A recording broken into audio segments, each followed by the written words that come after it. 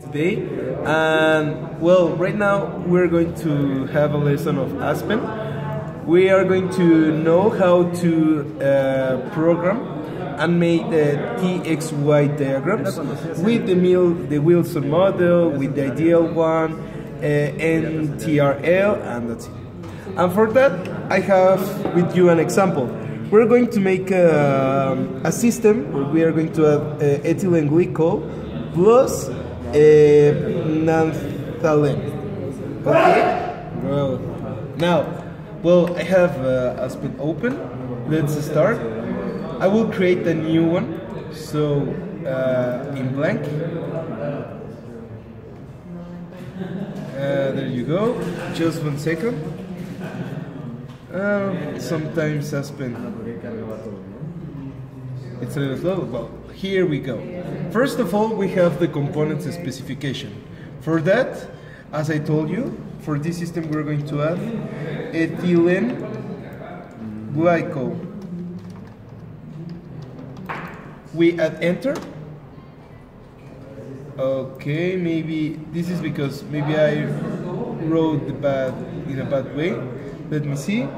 It's yeah. Es con guión. Right. Ethylene glycol. Let's see. And we could see that it's recognized because in the English we see the condensed formula.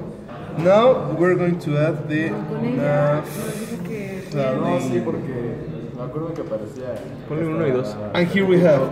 Now let's tag the components. Let's put component 1 and component 2. Great. Now we're going to go to methods.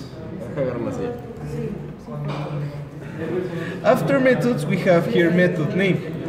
As you could see, we have many options here, but first of all, we're going to use the ideal one. Okay? And then we could see it here. It's done. And after that, I go to this toolbar, and here in analysis, we find binary. Let's put it and let's see what happened.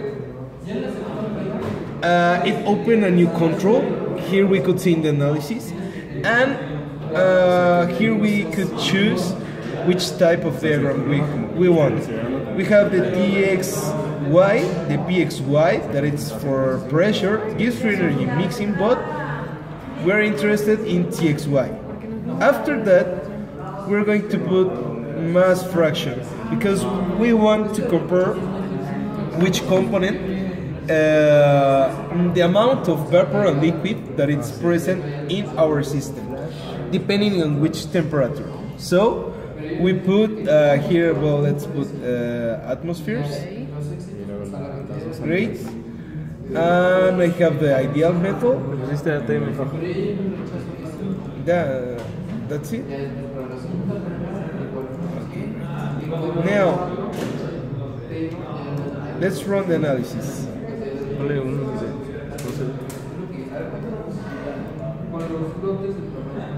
And there you go.